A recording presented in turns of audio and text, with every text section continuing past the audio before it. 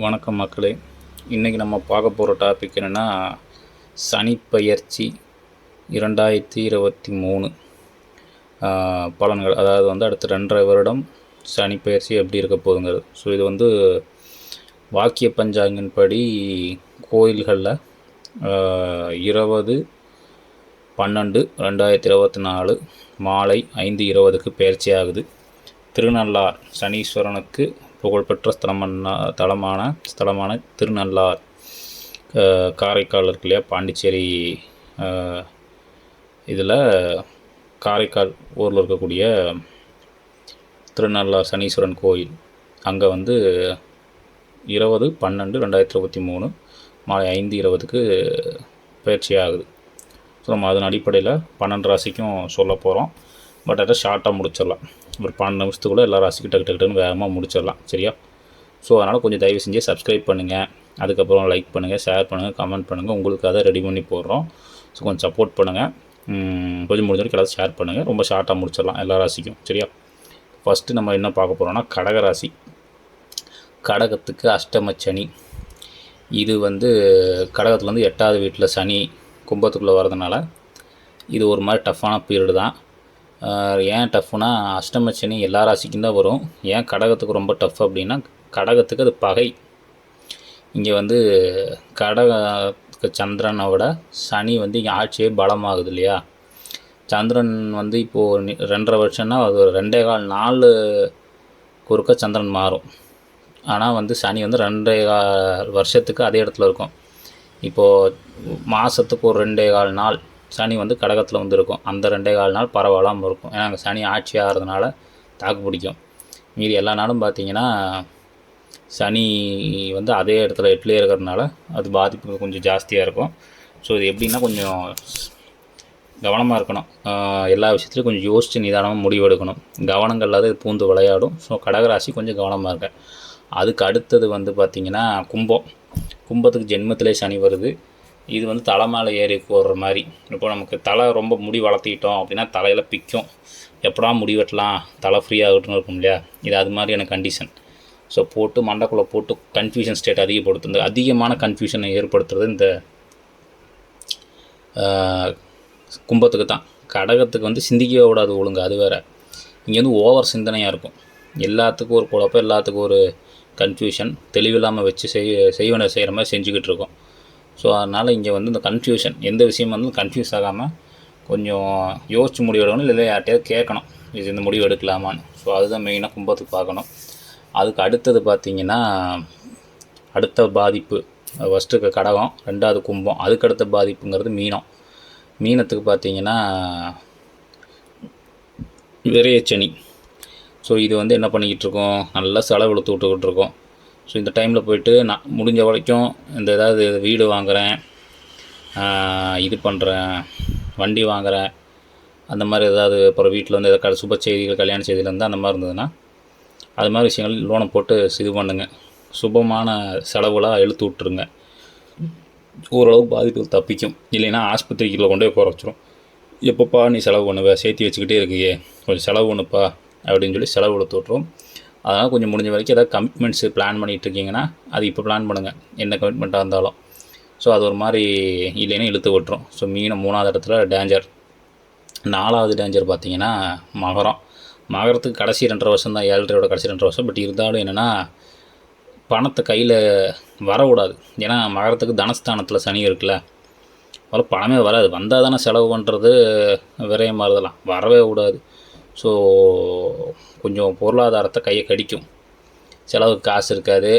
ஒரு மாதிரி 5க்கும் 10க்கும் அங்கிட்டு இங்கிட்டு போகிற மாதிரியான சூழ்நிலை ஏற்படுத்தும். ஸோ மகராசிக்காரங்க கொஞ்சம் செலவுகள் எதுவும் பெருசாக கமிட்மெண்ட் இல்லாமல் இருந்துக்கிறது நல்லது. ஏன்னா எதாவது பிளான் பண்ணால் அதுக்கு தகுந்த மாதிரி காசு கைக்கு வராது. அதனால் சாப்பிட்டோமா, தூங்கினோமா, அடிப்படை செலவில் பார்த்தோமான்னு இருந்துக்கிறது நல்லது. பெருசாக கமிட்மெண்ட் பண்ணி நம்பி இது அவன் சொன்னால் வரும், இவன் சொன்னால் வரும், அதில் வரும், இதில் வரும், சீட்டு போட்டேன் வரும், எதுவும் வராது. அதனால் கமிட்மெண்ட்டுக்குள்ளே போக வேண்டாம். இருக்கிற அன்றாட செலவில் பார்த்துட்டு கம்மல் நல்லது மகரத்துக்கு. அதுக்கு அடுத்தது 4 முடிஞ்சுதான் 5வது டிசாஸ்டர் முடியாருன்னா மேஷம். மேஷத்துக்கு என்னென்னா சனி 3ஆம் பார்வையாக பார்க்கும். ஸோ அது ரொம்ப 30 டிகிரி பார்வை. அது ரொம்ப சென்சிட்டிவான பார்வை. அதனால் மேசத்துக்கும் சரி இருக்காது. 2வது செவ்வாய் வீடு சனிக்கு பகை. இது ஒரு மாதிரி போட்டு உருக்கும் உழைக்கும். மெயினாக அந்த தலைவலி, ஒத்த தலைவலி அதுவுமே ஏற்படுத்தும். அந்த மேசராசிக்காரனை பூரா இந்த 2.5 வருஷம் கொஞ்சம் ஒன்றா மெடிக்கலே ஒத்தலை ஏற்படுத்தும். அப்படி இல்லைன்னா பிரச்சனைகளால் தலைவலி வரும். என்னடா இது அப்படின்னு டெய்லி போட்டு மண்டையை பிடிச்சிக்கணும். சம்மந்தமெல்லாம் வந்துக்கிட்டு இருக்கும். ஏன் இது வருது, எதுக்கு வருதுன்னே தெரியாது. அந்த மேசராசிக்காரன் கொஞ்சம் முதல்ல வந்து என்னென்னா, இந்த சுற்றி இருக்கிற பிரச்சனைகளை போய் தலையிடக்கூடாது. தேவையில்லாமல் தலையிட்டால் பிரச்சனை வரும். அதேமாதிரி வீட்டுக்குள்ளேயுமே தேவையில்லாமல் பெருசாக யார்கிட்டையும் வந்து வாக்குவாதம் வச்சுக்காதீங்க. ஃபேமிலிக்குள்ளேயே இல்லைன்னா தலைவலி தான். அதுக்கு அடுத்தது வந்து மேசத்துக்கு அடுத்த டிசாஸ்டர் 5 முடியுது. 6வதாக வந்து பார்த்தோம்னா சிம்மத்துக்கு கண்டகம். அவங்க ஹஸ்பண்டு ஒய்ஃபுக்கிட்ட வாயவே திறக்கக்கூடாது. எதையாவது பேசுனீங்கன்னா அதுக்கப்புறம் ஏன் பேசணுங்கிற மாதிரி கோர வச்சிடும் 2 வருஷத்துக்கு. அது இழுத்து கொண்டு போய் கோர்ட்டு டைவர்ஸ் வரைக்கும் கொண்டு போய் விடும். அதனால் வந்து எதாச்சும்னாலும் இப்போ நம்ம மேலே மிஸ்டேக்கே இல்லைனாலும் அப்படியா நான் தானா, சரி இருக்கட்டும், ஒன்றும் பிரச்சனை, அந்த அவார்டை கொடு, நான் தான் மிஸ்டேக் அப்படின்னு அதையும் வாங்கி பேட்ச் குத்திக்கிங்க. இல்லைன்னா அவ்வளோதான், பஞ்சரோட்டை வச்சு ஒரு சைக்கிள் ஸ்டாண்டு வாசலில். அதனால் அந்த வேலையே வேண்டாம். தேவையில்லாமல் அதுவும் வந்து ஒய்ஃபுக்கு இருக்கிறது கூட 2வது. ஹஸ்பண்டு சிம்மராசியாக இருந்ததுன்னா வாயவே திறக்காதீங்க. எல்லாம் அவ்வளோதான், ஏன்டா வாழ்கிறோம் அப்படிங்கிற மாதிரி கோர வச்சிரு வீட்டுக்குள்ளேயே. அதனால் அது கொஞ்சம் கவனமாக இருங்க. உங்களுக்கு வந்து ஒய்ஃபு கிட்ட வாயை திறக்காம இருக்கிறது நல்லது. வேறு எதுவும் பெருசாக பாதிப்பு இல்லை. அடுத்தது பெரிய டிசாஸ்டருங்கிறது வந்து விருச்சிகத்துக்கு என்ன பிரச்சனை அப்படின்னா சனியோட 10ஆம் பார்வை.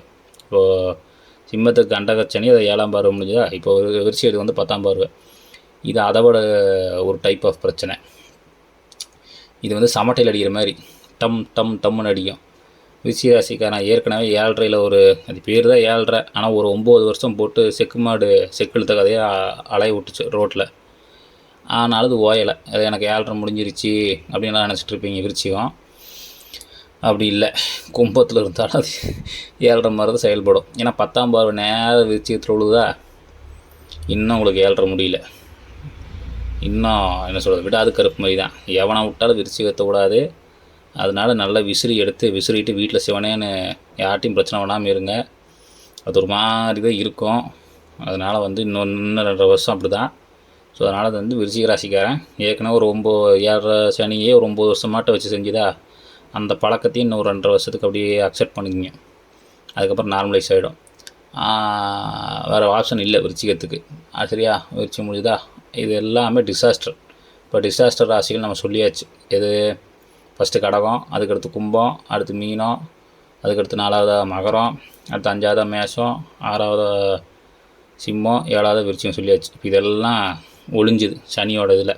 சரி, அதுக்கு அடுத்து யாருக்கு பிரச்சனைனா, இந்த மிதுன ராசிக்காரன் பூரா எனக்கு அஷ்டம சனி முடிஞ்சுது, இப்போ பாக்கியத்தில் சனி ஜாலி அப்படின்ட்டு இருப்பான். அது ஓகே, ஒரு மாதிரி அஷ்டமம் முடிஞ்சுது, அதெல்லாம் சரிதான். பட் இருந்தாலும் அது முடியல. ஏன் முடியலன்னா, எப்பயுமே திரிகோணம் வேலை செஞ்சுக்கிட்டே இருக்கும். கோச்சாரத்தில் ஒரு கிரகம் ட்ராவல் பண்ணுன்னா அதோட திரிகோணத்தில் இந்த கிரகம் போய் ட்ராவல் பண்ணும். ஸோ சனி நம்ம 1ன்னு போட்டிருக்கோமா, அது வந்து 5வது வீடு மிதுனமா, அதுக்கப்புறம் 9வது வீடு என்ன துலாமா.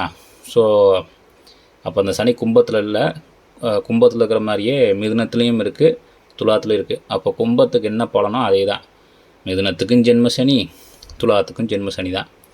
ஸோ அடுத்து துலா ராசிக்காரனையும் ஒரு மாதிரி போட்டு அப்படியே உருட்டி எடுக்கும். கன்ஃபியூஷன், எல்லாத்துலேயும் கன்ஃபியூஷன் பண்ணும். அதே தான் துலாத்துக்கும் கும்பம் மாதிரியே. ஸோ துலா ராசிக்காரனுக்கு எல்லாம் கன்ஃபியூஷனாகவே இருக்குது. என்ன நமக்கு 7.5 சனியே இல்லை, எந்த ஜென்மச்சனி இல்லை, கண்டகச்சனி இல்லை, எதுவுமே இல்லை. ஆனாலும் ஒரு மாதிரி நம்மளை பைத்தியக்காரனா அலைய விடுதுங்கிற மாதிரி இருக்கும். காரணம் அது வந்து திரிகோணத்தில் பயணிக்கிறது.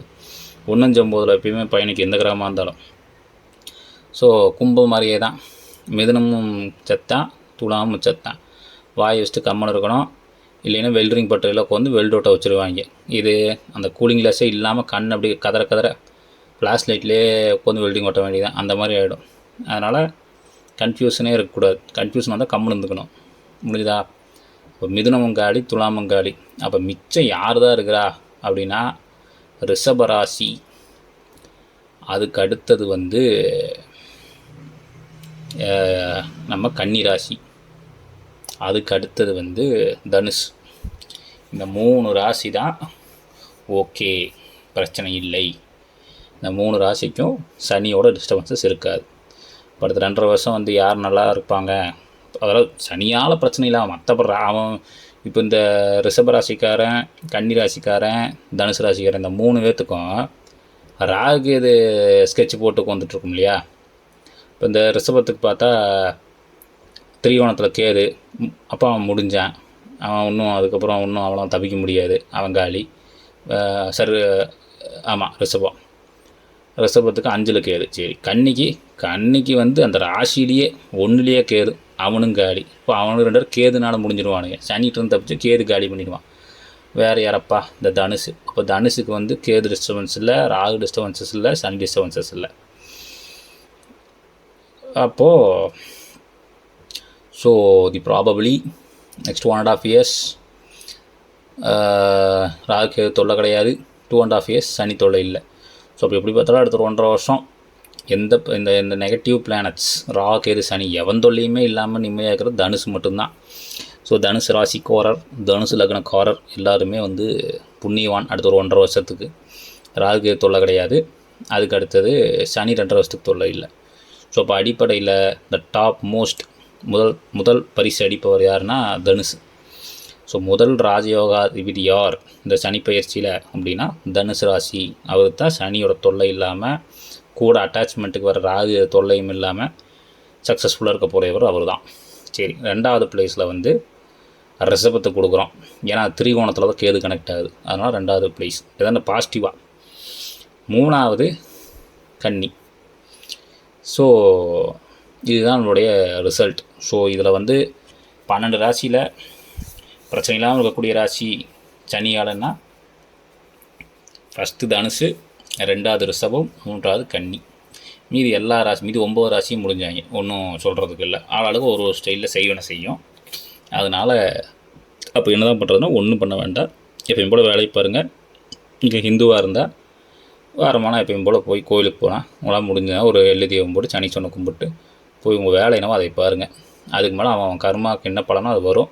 கோயிலுக்கு போய் சாமி பண்ணால் கொஞ்சம் தாக்கம் குறையும். இப்போ வேறு கிறிஸ்டினு, முஸ்லீமு, புத்தம், ஜெயினம், சீக்கம் அப்படின்னா உங்கள் மதம் என்ன எப்படி வழிபாடோ அப்படி அதை போயிட்டு நீங்கள் உங்கள் சாமி அது வழக்கம் போல் அதை கும்பிட்டு நீங்கள் மட்டும் போய் உங்கள் வேலையை பாருங்கள், அவ்வளோதான்.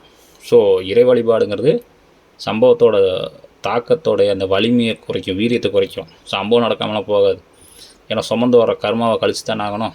கர்மாவை கால்குலேட் பண்ணுறவனே சனி தானே. அப்போ அதில் தப்பிக்கலாம் முடியாது. ஸோ அதனால் ஃப்ரீயாக விட்டு வேலை பாருங்கள். ஸோ இதுதான் இந்த சனி பயிற்சிக்கான பலன்கள். ஸோ இது வரைக்கும் கேட்ட எல்லாருக்கும் சொல்கிறது ஒன்று தான். கொஞ்சம் தயவு செஞ்சு சப்ஸ்கிரைப் பண்ணுங்கள், ஷேர் பண்ணுங்கள், லைக் பண்ணுங்கள், கமெண்ட் பண்ணுங்கள். கொஞ்சம் எல்லாத்துக்கும் சப்போர்ட் பண்ணுங்கள். மிக்க மிக்க மிக்க நன்றி.